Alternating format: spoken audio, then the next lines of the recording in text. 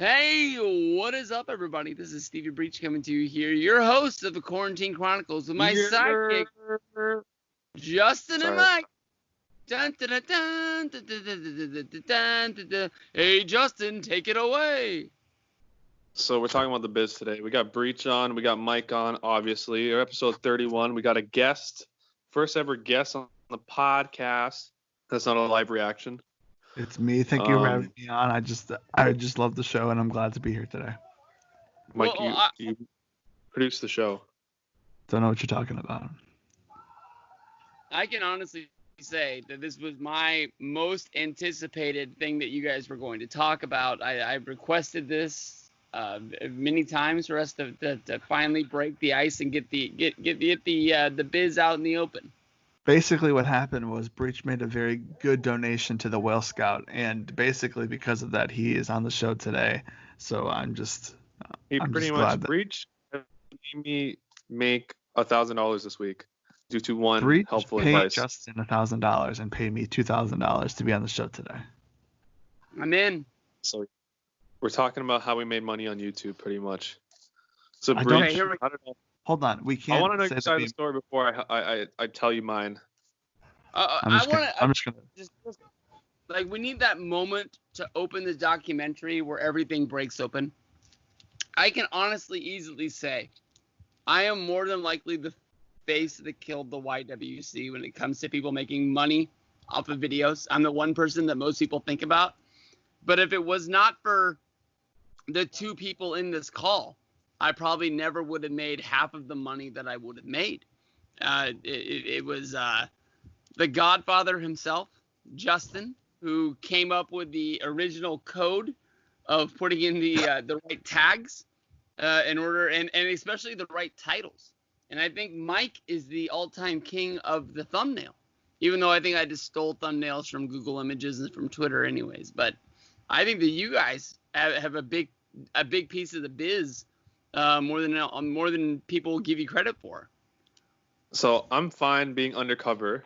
The only reason I figured out the biz was like in 2010 when I was making videos. I saw people just like posting like, "Oh, SummerSlam 2010, Nexus versus John Cena," and have a thumbnail and just doing reviews of shows. So pretty much I said when I got partnership, I'm gonna try this out. And I don't think you can do that.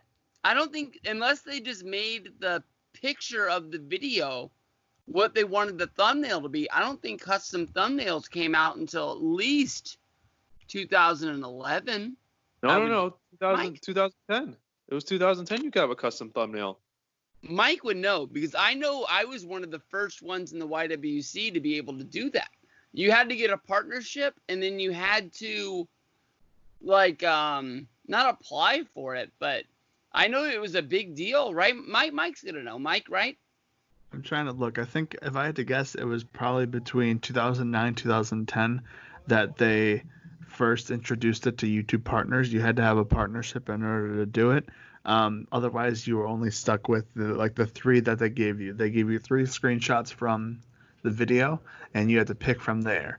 And if you didn't have a good, 3 screenshots, then it was like, well, what the heck? And that's why, like today, when people they spend, lots of time and money on their thumbnails, in reality, back in the day, it didn't matter what the thumbnail is, as long as there was something about the video, whether it be the title or the topic.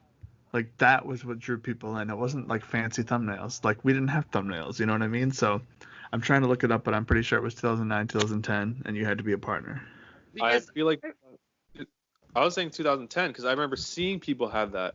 And we were doing clickbait before clickbait was a word. Pretty much. I remember, definitely, Justin, we'll get to this point of you figuring out whatever you figured out with the tags. But I do remember, I always kind of had, titles to go along with my video. And I remember I wanted to make a video about, I don't remember who it was. I definitely know it was a Dolph Ziggler match. And I just made a video, Dolph Ziggler versus Sheamus, Extreme Rules. I think that might have been it. And I just didn't have anything cool to call it. And then all of a sudden the pay-per-view came on and the views just blew up. And I was like, wait a minute. I think we got something here. Like, why do so many people care about this Dolph Ziggler match? Like, if I would have called it like Dolph Ziggler's gonna get his ass handed to him by Sheamus, I don't think I would have got half the views. No, I wouldn't even got a quarter of the views that I ended up getting. Justin, you should probably delete the tweet. What tweet? Yeah, you know what tweet. No, I don't know what tweet. I think you know what tweet. Okay, I'll delete it after. Don't worry. So when I discovered this was okay. So when I got partnership, I realized I could change all the thumbnails. So what is that? I think it was August or September. So like I literally went through every single one of my videos and I customed every single thumbnail I had. It probably took me like a day. I did the first chance. I was all in. What do you mean? I did the same thing. As soon as they said, "Hey, you can change your thumbnails," I was like, I went and did all of them. Yeah, literally. So I noticed my first hit was I think no. I think it was Hell in a Cell, where like it was Hell in a Cell, and that arch thing happened. And I think I got a bunch of views. But the big one I hit was Rock Cena defeat Awesome Truth. I got like 100,000 views on that. And I did a UFC fight and I got another 100,000 views in like a week. And I'm like, okay, this is like a thing. And this is before I guess trick people instead of putting like full fight analysis, which was like a big deal. I used to just put review. So that was it. Nuts. And then pretty much the way Breech found out is me and Ravi met. That famous story of Ravi tweeting me and we go to a Bret Hart signing. Ravi a month earlier DMs me on YouTube and like, hey, you're the smartest guy on here. And like a month later we hang out and he's like, how do you get all those views? And then I showed him. I'm like, this is what I do. Custom thumbnail. You would put the right title. You always put the match in the title first. And then you put review or results or whatever, or live reaction. And you put the right tags. You always put the wrestlers' names, full fight, show, match, review, results, like highlights, like all that.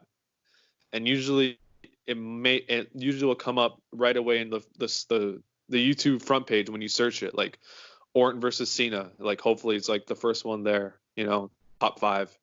And then people will just click on it, assuming it's a match. There you go. Money in your pocket. So like people think. I was gonna say, people thinking that we're like rich. YouTube was pretty much paid for our trips and all the nonsense we probably bought. Yeah, easily. Mike, like everyone's like, oh. Where do you fit on the thumbnail game? Well, like just thinking about, about what time frame that this all started, and I'm just realizing that. I'm not saying this, but many people are saying that this killed the YWC as we knew it, because this is when like the creators that like people liked the topic videos, they liked the day in the lives and unboxings and stuff. This is when they saw the dollar sign and they went for the dollar sign instead of the creative talking about wrestling, because if you know what I'm saying, like the clickbait took over. I can easily say that if I wasn't doing this, there would have never been, probably never been a WrestleMania 28. There never would have been a SummerSlam. There definitely never would have been day trips to fucking Phoenix for the Royal Rumble. Like I think that many people who liked those videos benefited from us making these ones. Like for me, there would have been a 30. There wouldn't have been a 32. 34 was like the first trip I paid for, like my wrestling trip. There would have been all those plaques that I bought, like all that chaos. There wouldn't have been. I never would have went to Extreme Rules 2012. I never would have went to SummerSlam 2013. And yeah, probably a lot of other things I can't think of right now. But like that helped pay for a lot of things. Justin didn't go on the trip to Santa Clara with me and Mike, but do you remember how I opened up my Monday videos after WrestleMania 31? Yeah.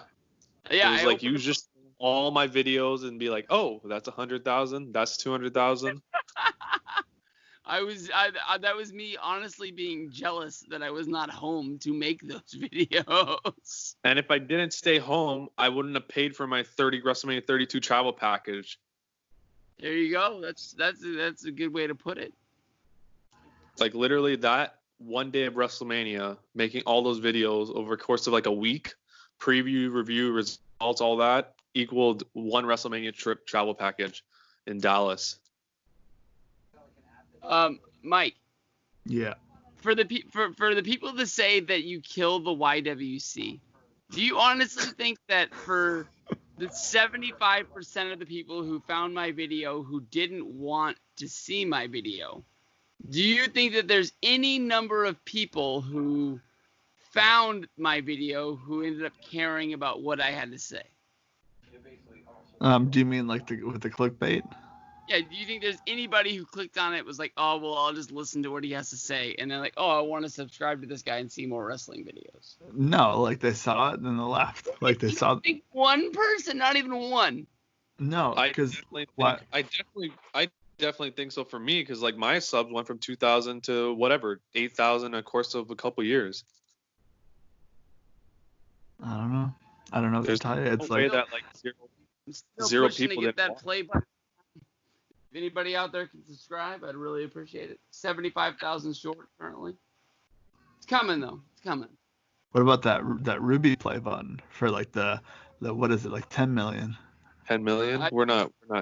There's no wrestling channel that's getting 10 million other than like AEW, maybe the next one, if that.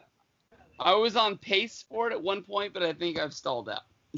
I think the real thing that killed the YWC was when like WWE and when these like high level like companies started to make wrestling videos, because that's when they started to make like the top 10 wrestlers that did this, like, you know, like top 10 wrestlers backstage, like they, when companies started to get aware of wrestling is when it went downhill, because like the lone creator wasn't as popular anymore because of the companies that were like trying to bank off of what, you know, people like you guys did.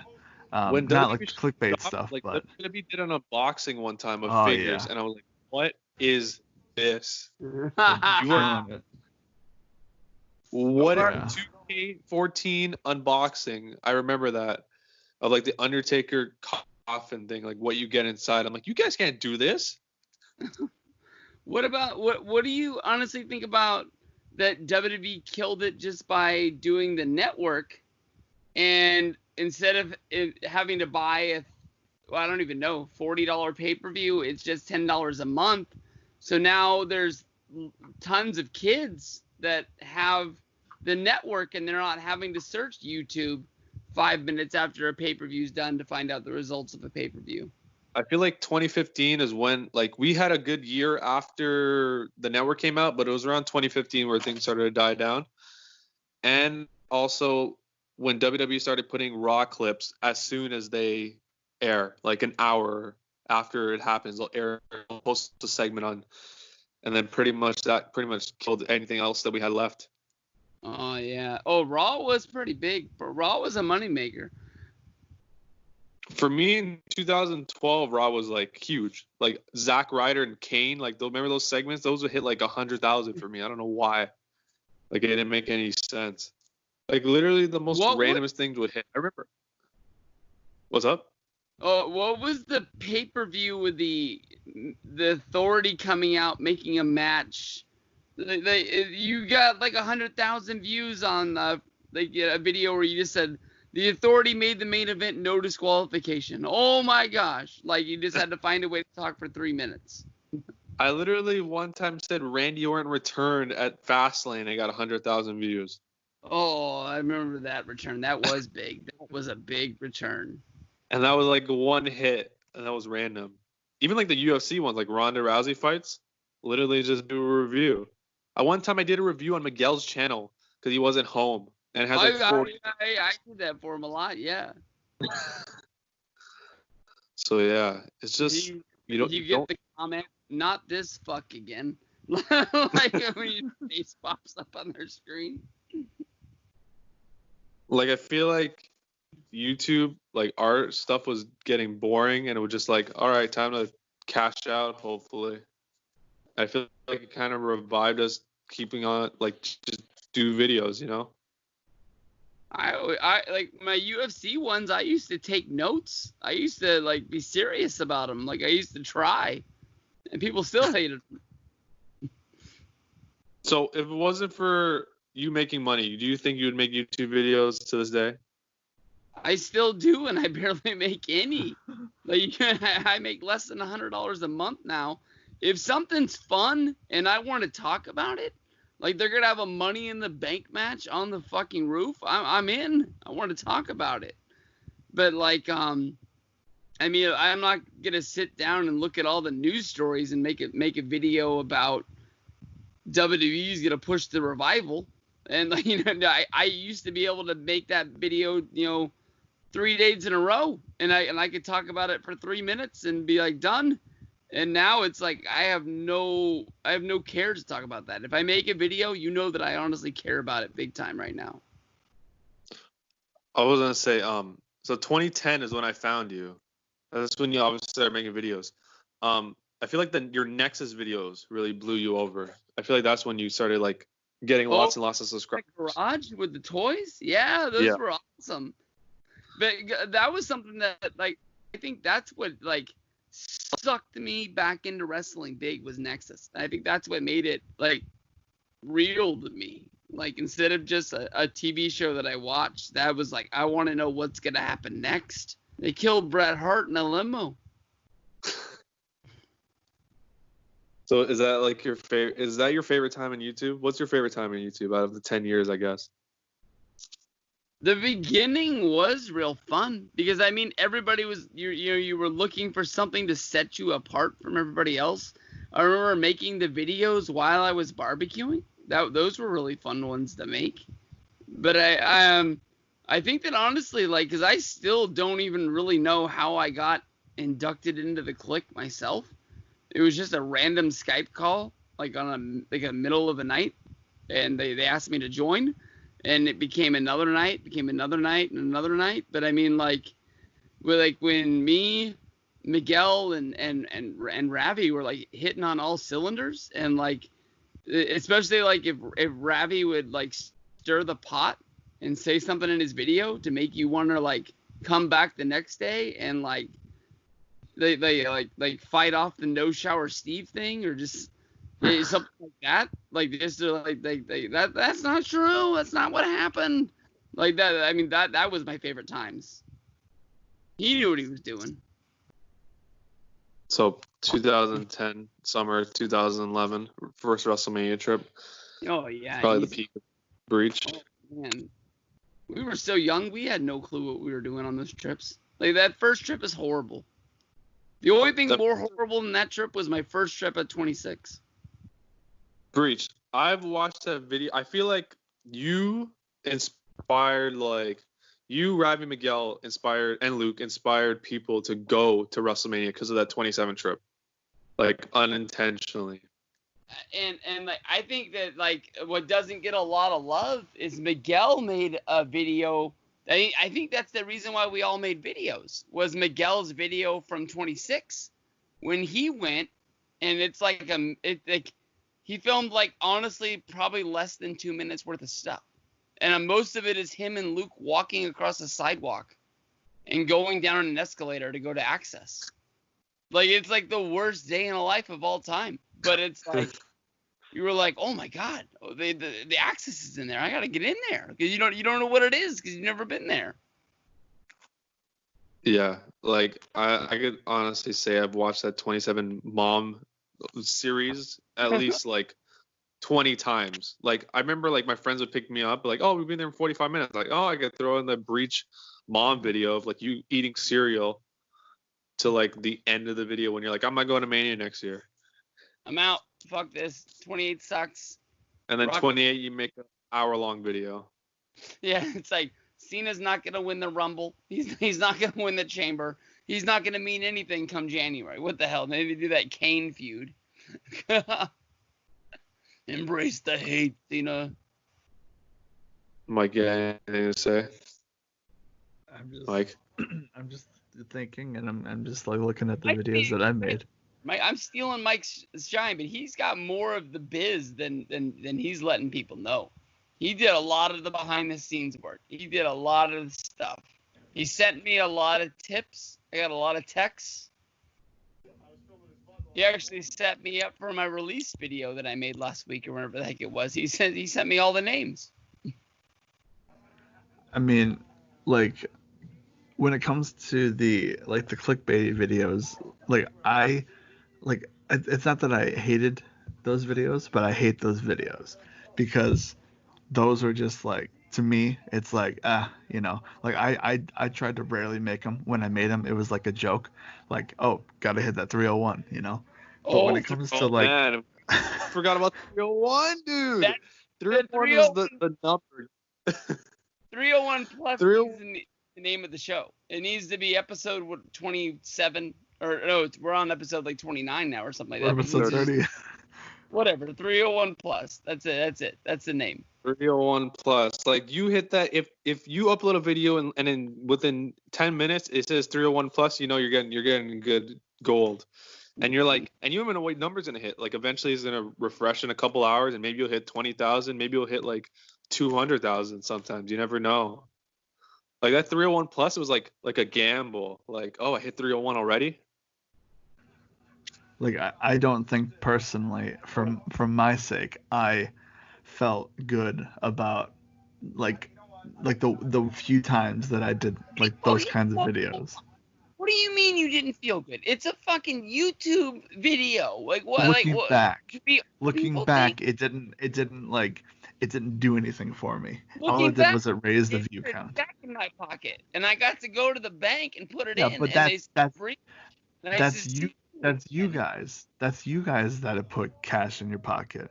Like on my end, like I was on like the short end of this, and it's like, no, that's not my fault. So my biggest video of all time is so I made a UFC DVD review one day, and then in like 2010. So 2011, I got the partnership. I just changed the thumbnail. I just put Brock Lesnar versus Cain Velasquez results and review DVD review. It happens to get a related video of the next fight Brock Lesnar has, and then it shoots up 300,000 views in 1 month. Yeah, that was big. That was really big. Yeah, when you get the videos now, it's hard to do that. They don't let you do that. Yeah, like, because they have so many videos that just relates to their own shit. But like that video now has 1.9 million views. I definitely know the best day I ever had. What was the Rumble that Roman won 2015? Before 13? Oh, I'm sorry, before 31. I woke up in the morning. I thought it was just a normal day. I wandered down the hall. I clicked on to see how the videos did, and I saw that I had made, I don't remember the views, but I remember the cash I made for that day was $1,800 in a day.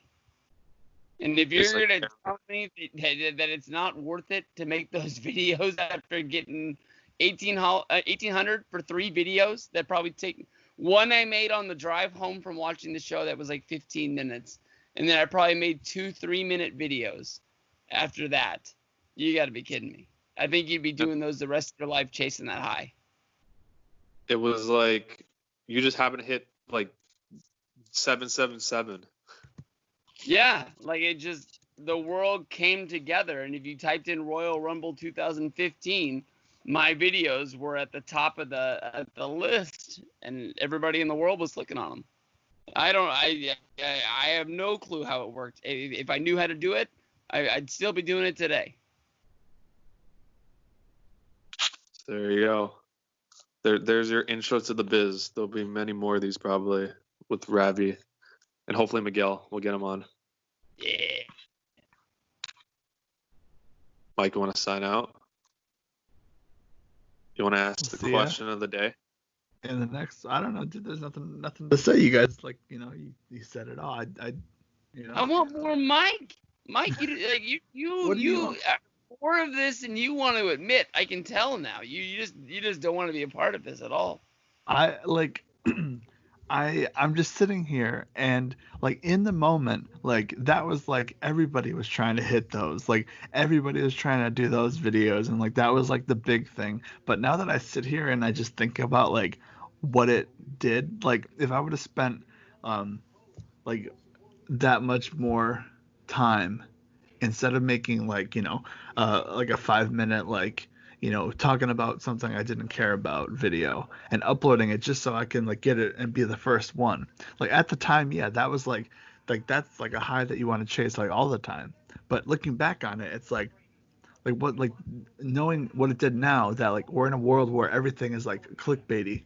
It's like going back to that time was so great in YouTube, and we used it to like help what today is like all about. Oh, we And didn't like, start. no, If I'm saying like we were like a part of a problem, like doing oh that. yes, So it's like but if we would have I spent didn't like feel bad. Honestly, I didn't feel bad because people just trying to steal UFC and WWE well, pay-per-view you things. didn't So I was feel like, bad whatever. because you didn't feel bad because you saw the dollar sign. Like Yeah. if you didn't have a dollar sign, would you if you okay, like honest question, if you didn't get any money from doing that, would you still do it? I enjoyed The making wrestling videos. I I know wouldn't have no made one like would have. I wouldn't have done every match, but I would have still done the reviews. So you would have like so you were trying to chase that view count is what you're saying. Yeah. Of At course, one point, yes. no person that has a YouTube video or a YouTube channel is doing that. You're lying to me if you're telling otherwise. No. Nobody I'm saying channel and says, "I hope 5 people watch." no. Yeah, I know that's the thing. It's like everyone wants the views, but like if I feel like wow, I feel like we're in 2013 again. Like what I'm saying is if you like make something that you feel good about and you're not doing it for views or money, that should be the whole point of in the first place. But now everything is too much about getting that view and getting that dollar sign that no like it seems like a lot of people just don't care anymore. So back then when we were all like living up on like making videos and being creative and then also doing this like clickbaity thing like it turned into what is today like a normal, and it's a bad normal, and it's just like it's like YouTube is just not. I mean like think about it, like back in the time that we were like all fired up about like making YouTube videos and stuff, like you know you would go home from school or work or whatever, and you get on YouTube and be like, all right, like what are we talking about today, and it just like has changed so much in that time, and especially in the past few years, like the past 5 years or whatever, and it's more like what video am I going to upload right now that's going to get the most views, and that's all people care about, it seems. So it's like the people that actually do care to be creative and make stuff, like they are either getting lots of views and they have to like stick to their ways, or they're like down at the bottom and they're just like it's just not it's not like a thing anymore, you know what I mean? Like it's just a weird thing, and I'm just like thinking about it now, like listening to you guys talk, I'm like, man, like why didn't we just have fun? Like, you know what I mean? Like, well, it doesn't have to be about the money and the views, even though you want the views.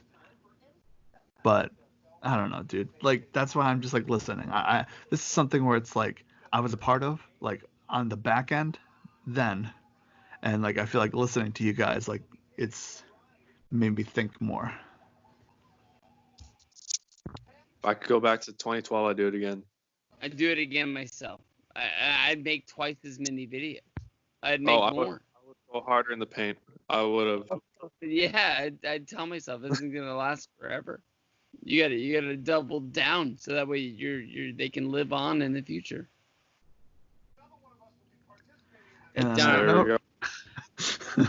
and on We're that out of here. note, Tomorrow. Breach will return. At the end of the Marvel movies, Breach will return. Yeah. Oh yeah. Hopefully with Ravi. All right, that's it. Talk to you again after a while.